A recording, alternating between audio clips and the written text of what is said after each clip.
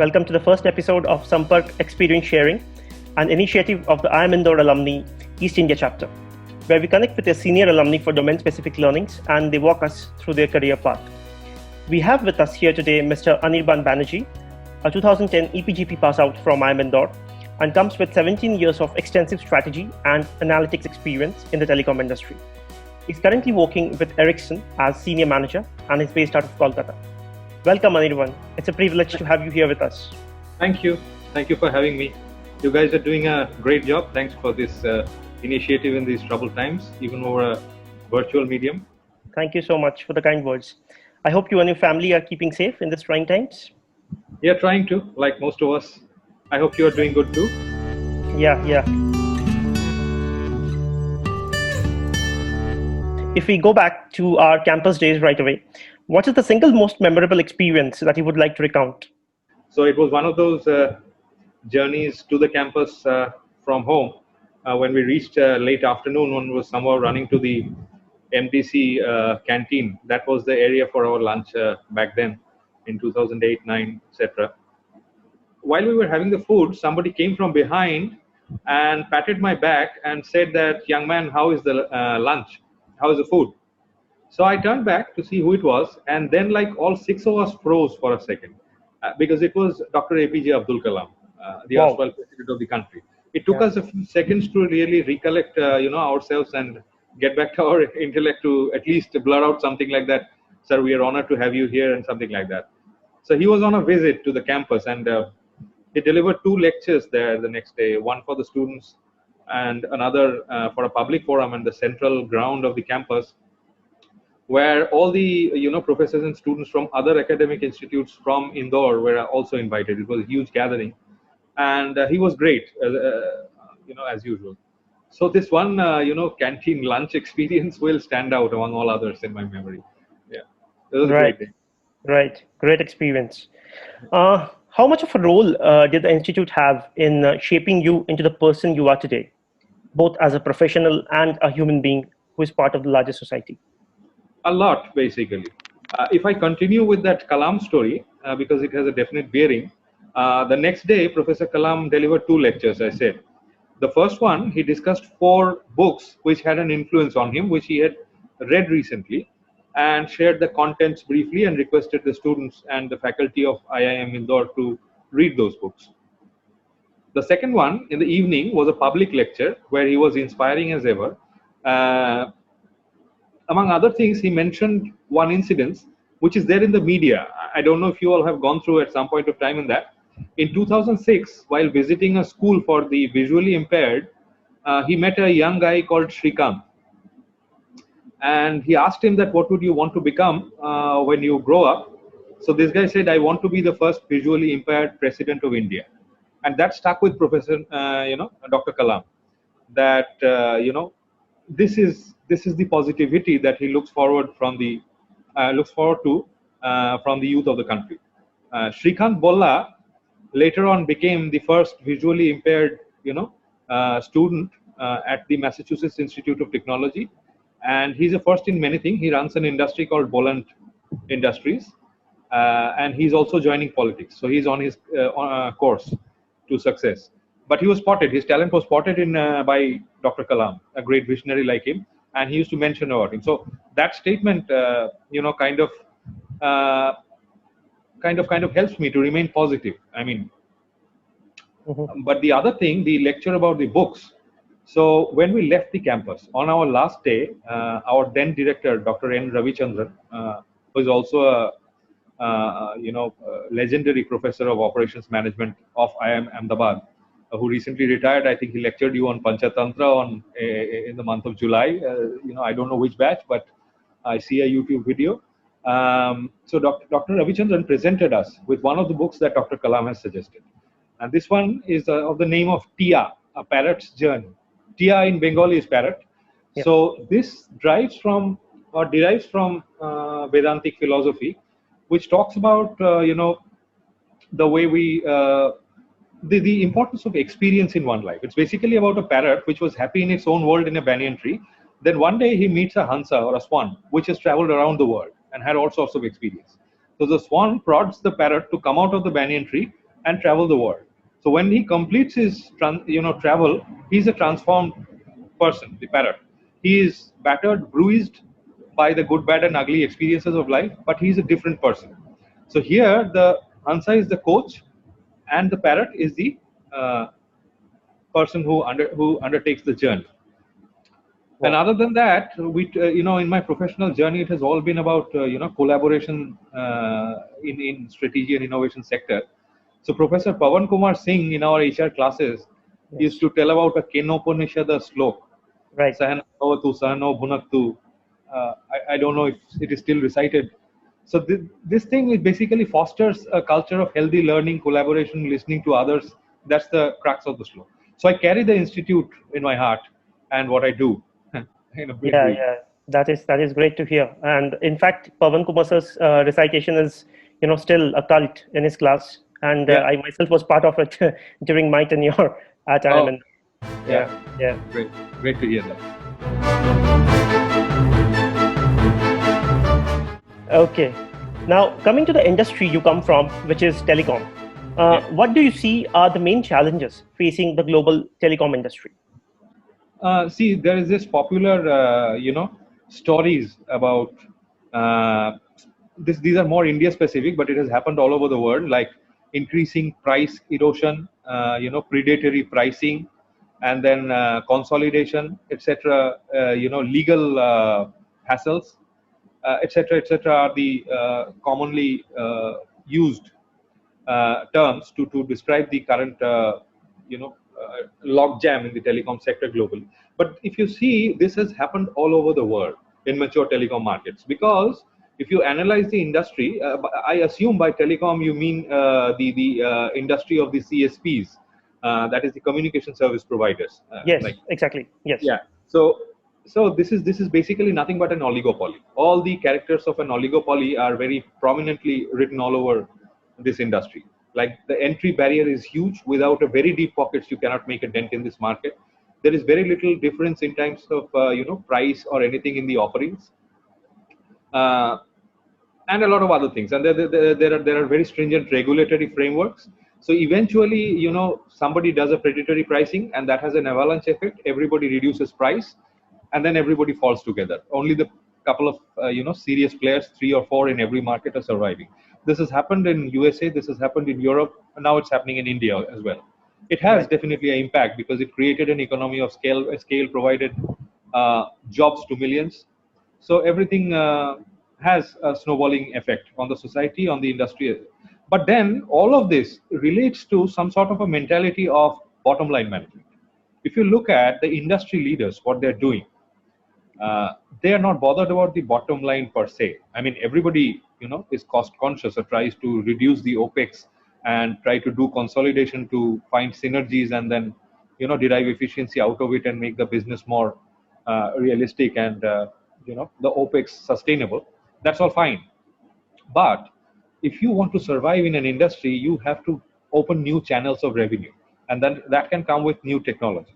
Now, if you see over the years, these CSPs, telecom companies, who were once the kings of the telecom market, have been reduced to the bottom of the value chain only as a bit pipe through which data and voice percolates. The OTT players, the entire gamut of social media, Facebook, Twitter, Instagram, some of these companies have become so cash rich that they can jolly well buy a communication company the day they wish, or if there is a business case for that. So, how does communication companies survive in this environment? So, the innovation, some of the operators in the USA and now Reliance Jio in India is showing the path, because the word telecom company is now a thing of the past. You have to you have to transform to become an integrated digital services company. Verizon in the USA, AT&T started long back. Verizon, for example, if you see, acquired Yahoo and AOL Turner, so they are into the content service provider business. They are deriving their revenue from the ad sales, etc., etc. So you can say they are competing with Google in limited ways. Reliance Jio here, you can see they're connecting retail. So if you see at Reliance Jio, they have a oil company as a parent company and data at the other end. If you add a car between, so they can become an Ola and Uber any day. So I'm saying that if you are using your connectivity in different ways, you can become an integrated digital service company. And that would be about top line. That would be about a channel for new revenues. So that is perhaps the way to salvation and way to survival, rather than only thinking about consolidation and bottom line management. Right. Yeah. So my follow-up question to this was if you think industry consolidation could be a way to overcome these challenges. But Yeah, I think, yeah. Yeah, in a limited way. As I said, that consolidation will happen. It's important to derive, operational synergies and efficiencies, because OPEX is the single largest, financial parameter that's worrying in CSP business. Uh, it has extremely large values. So it has to be managed. I agree with that. But apart from that, you need to transform. You need to digitally transform to become an integrated digital services company to tap the opportunities that the future has for you in terms of Internet of Things, in terms of 5G, and the millions of use cases that will result out of it. So you need to be that kind of a company to survive, really. Right, right. Some interesting insights there. How do you think this telecom industry, if at all, has been affected by the current pandemic? And how has it transformed itself in coping with the associated challenges? See, there are two sides of the coin. One is, the operational day-to-day issues about running the business, keeping it up, and that is very people intensive, and people are facing challenges. People are facing challenges every day, because they can't go to office. They have to work from home. There are bandwidth issues. Enterprises are facing issues, and probably work from home will be the norm of the day, for many companies going forward. Only the people in frontline operation or R&D will have to go to office. All the other can manage the job, work from home. It will also bring in a lot of real estate efficiencies for these companies. So this sort of talk is going on in many organizations across the world, and also in India. So that's one thing. But talking about the pandemic per se, telecom is probably the least affected in terms of totality, because the connectivity, the importance of connectivity, of connecting people and things, have been realized by everybody more than ever, because the physical interactions have become limited and will remain limited for some time to come. People have to be connected, and people have to be connected more and more. So overall, the demand side of the matter has got an unexpected boost. But then you need to locate that demand. Today, maybe in a large real estate space, as probably sitting thousands of people, you are providing an enterprise bandwidth, but that place is empty now. Now these 10,000 people have scattered all over the globe, probably to their homes. Now where do you find that bandwidth for each of them? So there is a considerable degree of investment of also to reach everyone's home.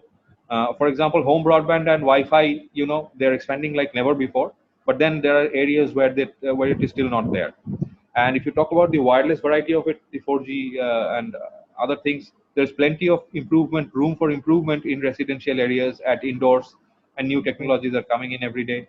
So it's a mixed challenge. I would say that overall the demand side is very encouraging, while the operational maneuvering required to really channel your capacity exactly to where the demand is an immediate term, in a short term, a large investment which needs to be taken care of, and which is very challenging to deploy in this environment.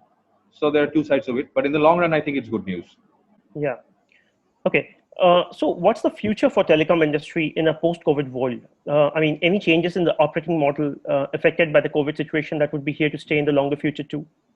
A lot of the work, You mentioned work yeah, from home as one. Yeah. a lot of the work that used to happen on a human to human interface, or that sort of an interaction will have to become virtual, including the physical hardware troubleshooting or sort of things that the field services organizations of various companies do. Now IoT based and sensor based technologies are actually gaining traction for, let's say, making changes at a remote control center without even reaching there. Mm. Eventually, that is talking about robots or Yeah. pods, able to kind of replicate repetitive human actions, which does not require any additional intelligence. Popularly in the industry, it's known as robotic process automation, or RPA, which is being deployed by many companies. So this sort of changes can be envisaged in the short or the long run. Um, in terms of individuals, yes, again, as I said, that work from home could be the new norm of the day, which will bring in its additional challenges in Mm. terms of stress levels, working hours. So a lot of HR policy tweak might be required for many companies, particularly the understanding of everybody that working hours also has a boundary if you are at home, because some people, in some cases, there is a tendency to kind of not honoring that boundary, and because the person is available at home, it can go on and on. So those are situations which need to be carefully avoided. HR needs to conduct training sessions, well-being sessions, which are already happening in many companies. And because in our country, particularly in our situation, not everybody has an ideal situation at home where they can work. Right. So that also has to be taken care, and all these will have a cumulative impact on the quality of operations and day-to-day activities. So Okay. these are some of the challenges that I foresee in the immediate run. It's a bit too premature to really judge what's going to happen, but probably in 2-3 years we would know exactly. True. Telecom, as you know, is a highly regulated space. Can telecom companies themselves actually do something to influence such regulations? They already do. If you see in any country, I would take the example of India specifically. Let's say the regulatory body is Telecom Regulatory Authority of India.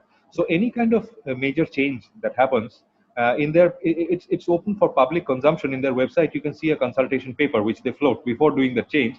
And a major stakeholder for input into that consulting paper are the industry bodies of the communication service providers, like COAI in India or something like that. So there are a lot of space that the government provides for them to provide the inputs, and they can really make the regulatory framework realistic and relevant, not do an overkill, and keep it short and sweet and to the point, so that the necessary object is achieved without becoming a hindrance to the to doing business basically, or the expansion of the technology.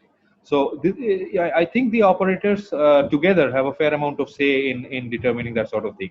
And if you look globally, in Europe, there also the industry consortium is. I think Europe has the most stringent norms in terms of regulatory, at least in terms of data privacy related issues. Yes. GDPR and etc. regulations, they are followed very stringently over there.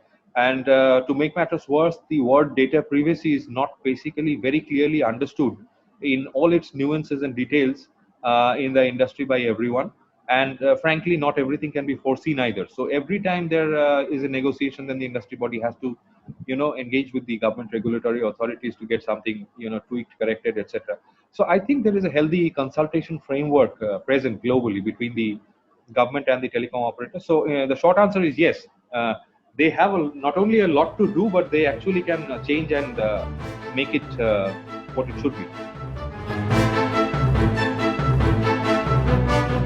Right.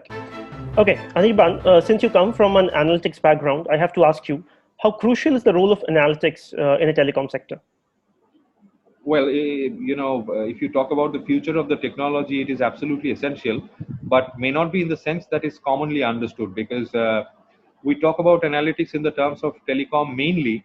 In the public domain, if you look at articles in the media, if you look at articles on analytics and how it is telecom CSPs, is mainly driven by the marketing ambitions like user behavior, churn analytics, how to increase sales of, etc. And the user, basically to manage the user life cycle, and to reduce churn. So this is the most what is not so much known in the public domain is that analytics can be, and very successfully it can be used to determine and more intelligently conduct telecom operations or IT operations. In fact, there is a term called AI ops, which is coming up in the industry and is becoming increasingly popular for specifically for IT and telecom space, IT-enabled services, IT and IT-enabled services, or information technology or communication, ITC companies.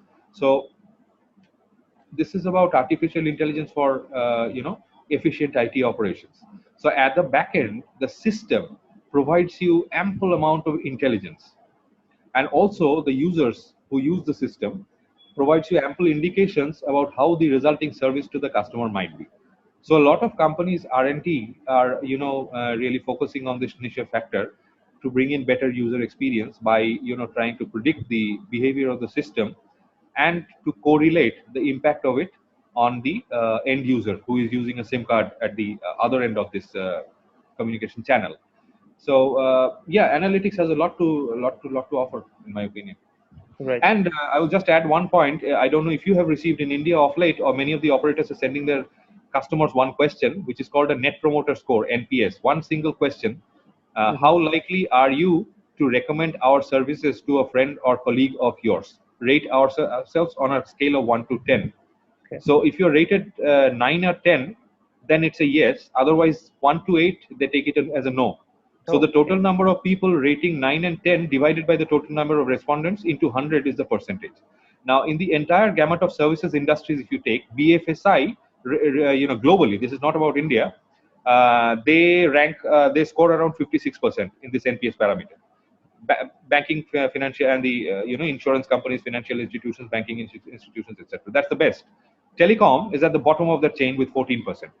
There are a lot to do, and to convert a customer's willingness to recommend the services means everybody's KPI within the organization has to be linked to that in one way or the other. So this sort of analytics of the system behavior, customer care, sales, basically all gamuts that brings the service to the customer is very important. It's critical.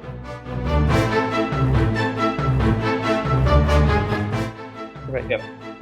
Okay, let's now shift from the industry at large to your experience at the helm of the industry and what you have learned about people, while working across organizations, especially in your current organization where your stint has probably been the longest. Yeah. So basically, in this organization, I have worked for long. One of the reasons is this company where I work for is giving me an opportunity to explore various opportunities. In other words, if I go back to your question at the beginning, that how does my institute, play a role in shaping who I am today, then my company has allowed me to have that journey of that parrot. To experience various facets of my career, of my life, a diverse set of responsibilities, and meet the good, bad, ugly, and the best of the people in the industry, and interact with some really, really amazing people and learn a lot from them, both inside and the outside of the organization. So it has been a very, very enriching experience. The company has, Ericsson, my company, it has recently completed 100 plus commercial contracts in 5G. It's a market leader in R&D in this regard. This news is in the public domain for consumption. So obviously there are a lot to learn from cutting edge technology, but more importantly, about how technology impacts lives. If I talk about my experience within the organization, one of the rewarding and very enriching experience was that our company is a co-sponsor of a Nobel Prize series of lectures where of the theme "Science Changes Lives," where Nobel laureates of previous years, they roam around the world in various cities and they deliver lectures to make students of science and engineering from colleges to encourage them to pursue a career in research and learning, etc., etc. So that they came to India a couple of years back, and it was in Goa. So as an employee of the company, I got a seat in the ticket, the opportunity to meet and interact with those Nobel laureates because my company was one of these sponsors. Another company very rich in innovation, its name is 3M. I don't know you had a case study in IIM on it or not, is another sponsor of this series of lectures. So what I'm saying is my company is committed to R&D and innovation, and which enriches in turn all the employees. And there is a very, very healthy system of learning, which keeps us alive, and we continue to have our journey. And we try to find our Hansas, the coaches who will guide us through this journey. And there are plenty of them in the company. Great, great. Looking back at your past 17 years of work experience, how do you think you have evolved as a professional? I have evolved from being, in our company, the leadership framework, the trainings that we have talks about a T-shaped individual, a capital T in English. Capital T, the vertical line is about your horizontal, depth. It's about the SME in you, the subject matter expert, something that you know in a vertical depth. But as you grow, you need to spread the wings on the horizontal part of the T to, kind of understand the end-to-end procedure. And that may be your MBA from IIM as well, to give you a 360 view of how the company works and how the interests of different parts or different parts of the wheel, different cogs of the wheel actually make you work together. So that has been the overall evolution and learning. If I am to mention that in one word, that I have increased the horizontal gamut apart from the vertical gamut that I used to have before my MBA. In the last 10 years, the horizontal gamut and my changing roles for 4 or 5 times and pick up different responsibilities has been all about this, becoming a more matured capital T in my professional capabilities, in a nutshell. Okay, thank you. How do you face competition from exciting and inspiring employer brands such as global internet and tech giants?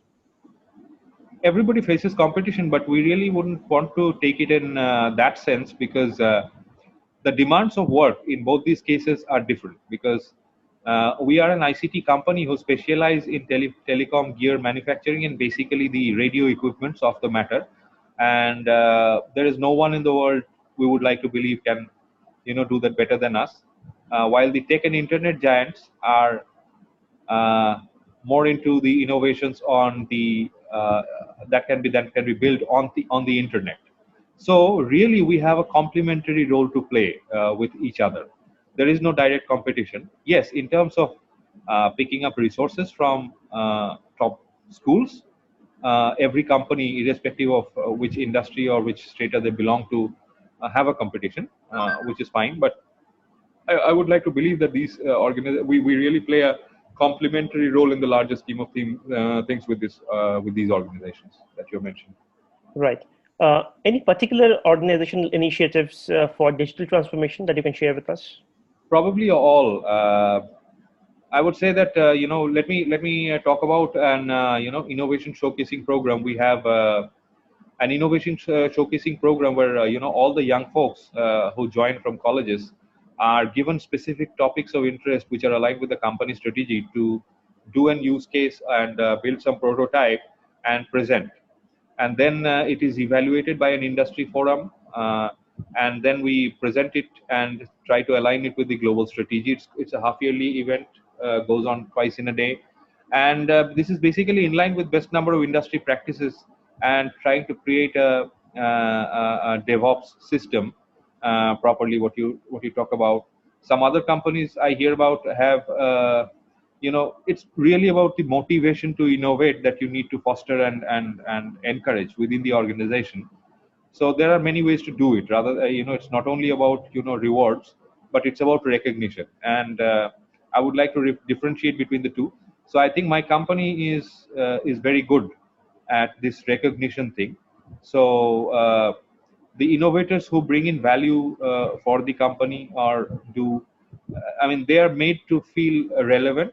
They are made part of strategic projects, and they kind of this is how we foster innovation measures and measures. This is from a people perspective. If you talk about process perspective, that is more important, is that companies like ours, last 5 years the industry trend has been to create in the self-help sort of a mechanism in the B2B space, which is a difficult proposition. In a B2C space, you can create a self-help sort of a mechanism where the user can, log in somewhere and do some, maybe chatbot aided recovery or sort of thing for something you own, like a mobile phone or a laptop or anything. That's okay. But for a complex telecom system to undertake this kind of self-help measure, so this has been the norm, and most of the companies who are our peer group in the industry are working in this norm, where we help the operators to really immerse in this environment, collaborative environment, and then learn the system and work on those and create a forum where everyone can discuss about the problem and get a resolution. So self-help is the latest vogue in the industry, which everyone is working about. That's one.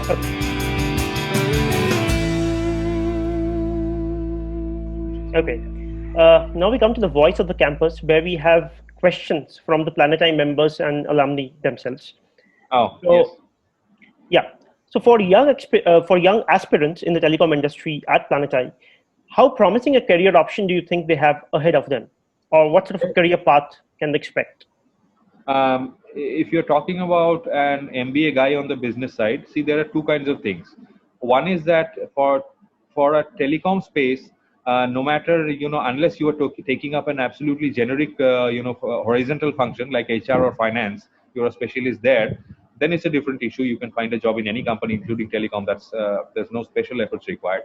But in the core business, if you are to try and find a position in the strategy or innovation of that core business, then first of all you need to have a strong technology leadership, a background in that, because without that, you wouldn't know where to apply your business sense. Because here technology is at the center of the business. So first, deep technological understanding, and trying to understand the trends, trying to understand the nuances of the technology, and trying to understand what the customer wants, and this is all the more complex because this happens in the B2B space, not exactly in the B2C space. So you need to be really and that knowledge takes some years in the industry to really bring up. So what I'm saying is, it may not be a position in strategy and innovation in the first go. It may be somewhere else as a manager, but then there has to be a transition within the organization because of the business sense that you have imbibed in yourself from your education at the Ivy League college, and you can use that after you have gained your product understanding to really move into the strategic roles, and there you can do what you actually envisage for. So this is how the career path is likely to chart out. Right. Makes sense. There's somebody asking you, what does the roadmap for 5G rollout in India look like, including financing and procurement through domestic vendors? 5G is a very, very enhanced and a massive capacity of data. Most of the things that you really need to do in the country today can be done with LTE. Let us be very honest about it. If you talk about 5G, let us try to. I know this is a very large topic. There are leading use cases in 5G which are gaining business traction. Let's say, and to be very specific, there are 7 use cases that are likely to connect 80 million people in the next 2 years. This is the analysis of one of the largest CSPs. I will take only one of them because of in the interest of time. Let us say vehicle telematics is a 5G use case. So vehicle telematics today in 4G, you can have a vehicle health report about the parts, how they're performing. You can have insurance data, and you can have driver behavior information in over LTE only. What 5G will give you extra in this use case? It will give you real-time vehicle performance and health, absolutely real-time.